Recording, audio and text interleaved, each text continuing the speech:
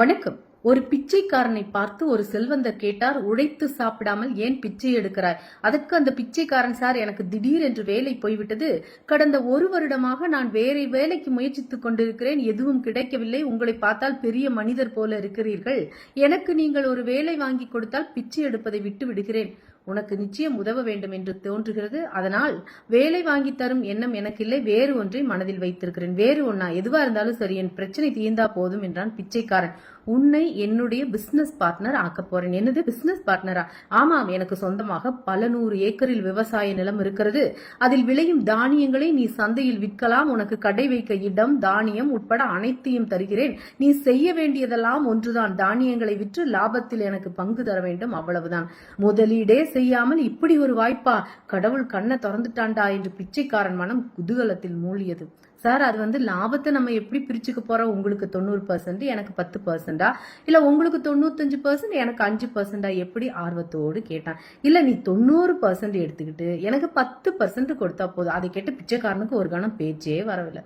என்ன சார் சொல்றீங்க? நம்ப முடியாமல் கேட்டான். ஆமாப்பா, உனக்கு 90%, எனக்கு ஜஸ்ட் 10% போதும். எனக்கு நீ பணம் தேவையில்லை. நீ நினைக்கிறத விட நிறைய என்கிட்ட இருக்கு. இந்த 10% கூட நான் கொடுக்க சொல்றது என் தேவைக்காக அல்ல, உனக்கு நன்றி உணர்ச்சி என்னைக்கும் இருக்கணுங்கிறதுக்காகத்தான். எனக்கு வாழ்க்கையே பிச்சை போட்ட தெய்வமே, நான் உங்களுக்கு என்னைக்கும் நன்றி கடன் பட்டு இருக்கிறேன். அடுத்த நொடி பிச்சைக்காரன் அந்த செல்வந்தரின் கால்களில் விழுந்து விட்டான். இவர்கள் செய்து கொண்ட ஒப்பந்தப்படி அனைத்தும் நடைபெற துவங்கியது. பிச்சைக்காரனிடம் செல்வம் குவிய ஆரம்பித்தது. முதலில் பணம் ஆயிரங்களில் புரள துவங்கி அடுத்த சில வாரங்களில் அது லட்சங்களை எட்டியது. ஆனால் ஒரு கட்டத்தில் பிச்சைக்காரன் தனக்கு அந்த வாழ்க்கையை அளித்த இந்த வள்ளலை மறந்தே விட்டான். புத்தம் புதிய ஆடைகளை உடுக்க துவங்கியவன் தான் கடைக்கு வந்து ஒரு செல்வத்துக்கு ஒரு வாகனத்தை வாங்கிவிட்டான். கழுத்தில் மைனர் செயின் அணிந்து கொண்டான். இரவு பகலாக லாபமே குறிக்கோள் என்று உழைத்தான். தானியங்களின் தரம் இவன் கடையில் நன்றாக இருந்தபடியால் விற்பனை நாளுக்கு நாள் அதிகரித்தது. ஒரு சில மாதங்கள் சென்றது. அதுவரை தனது பிசினஸ் பார்ட்னரான அந்த செல்வந்தரின் பங்காக தினசரி 10% ஒதுக்கி வந்தவன் ஒரு கட்டத்தில் தனக்குத்தானே கேட்டுக்கொண்டான், என்னோட பார்ட்னருக்கு நான் ஏன் 10% கொடுக்கணும்? அவர் கடைக்கே வர்றதில்லையே. உழைப்பு எல்லாம் என்னோடது. இரவு பகலா நான் தான் வேலை செய்யறேன். இனி எனக்கே 100% லாபம் என்று முடிவு செய்தான்.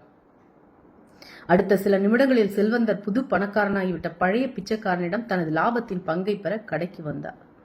உழைப்பு எல்லாம் என்னோடது. அப்படி இருக்க உங்களுக்கு எதுக்கு நான் 10% தரணும்?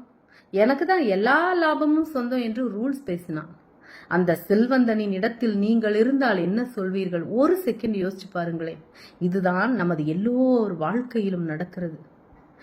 இறைவன் தான் பிசினஸ் பார்ட்னர், நாம் தான் அந்த புது பணக்காரன். இறைவன் நமக்கு பிச்சை போட்டது இந்த வாழ்க்கையை, ஒவ்வொரு நொடியை, நாம் விடும் ஒவ்வொரு மூச்சை, 5 புலன்களை நமக்கு கொடுத்து அவை ஒவ்வொன்றுக்கும் தனித்தனி ஆற்றல்கள் கொடுத்தான் இறைவன். அது மட்டுமா? 5 புலன்கள் போதாது என்று கை, கால், இதயம், சிறுநீரகம், கல்லீரல் என விலை மதிக்கவே முடியாத நம் உடல் உறுப்புகள் கொடுத்தார். இப்படி இறைவன் நமக்கு கொடுத்தவற்றை பட்டியலிட துவங்கினால் அது முடிவே இல்லாமல் தான் போய்கொண்டிருக்கும். இவ்வளவு தந்த இறைவனுக்கு ஜஸ்ட் ஒரு 10% நேரத்தை தான் நாம் பகிர்ந்து கொள்ள வேண்டும் என்று இறைவன் எதிர்பார்க்கிறார். அது கூட அவரது தேவைக்காக அல்ல. அவர் தேவைகள் அற்றவர். நமது நன்றியுணர்ச்சிக்காக அதை எதிர்பார்க்கிறார். அவர் மீது நாம் வைத்திருக்கும் அன்புக்காக நன்றியுணர்ச்சி மட்டும் ஒருவரிடம் வந்துவிட்டால் அதற்கு பிறகு வாழ்க்கை எப்படி மாறும் தெரியுமா? இறைவனை வணங்குவதோ, ஆலயத்துக்கு செல்வதோ, தொண்டு முதலானவற்றில் நம்மை ஈடுபடுத்திக் கொள்வதோ அல்லது சக மனிதர்களுக்கு உதவுவதோ, இவை யாவும் செய்வது நமக்காகத்தான், நம்முடைய நன்மைக்காகத்தான் என்றாலும் இறைவன் நமக்கு அளித்த உயிரையும் உடலையும் உறுப்புகளையும் அவர் கூறிய வழியில், அவர் விரும்பிய வழியில் நடத்தி கொண்டிருக்கிறோம் என்ற திருப்தியோடு இவ்வளவையும் கொடுத்த கடவுளுக்கு, இறைவனுக்கு நாம் நன்றியுடன் இருக்கிறோம் என்று காட்டத்தான். மற்றபடி இறைவனுக்காக தேவையில்லை.